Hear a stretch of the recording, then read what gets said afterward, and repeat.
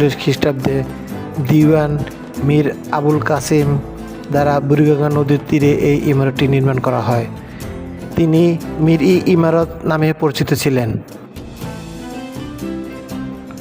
প্রথমে এতে শাহ সুজার বসবাস করার কথা থাকলেও পরে এটি মুসাফিরখানা হিসেবে ব্যবহৃত হয়। বর্তমানে এটি জামিয়া হুসাইনিয়া আশরাফুল উলুম বড় কাটরা মাদ্রাসার তত্ত্বাবধানে রয়েছে। একসময় স্থাপত্য সৌন্দর্যের কারণে বড় কাটরার সুনাম থাকলেও বর্তমানে এর ফটকটি ভগ্নাবশেষ হিসাবে দাঁড়িয়ে আছে।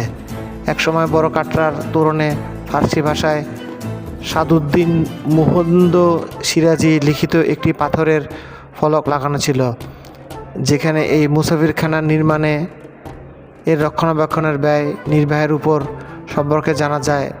ফলকে লেখা ছিল, শাহ সুলতান সুজা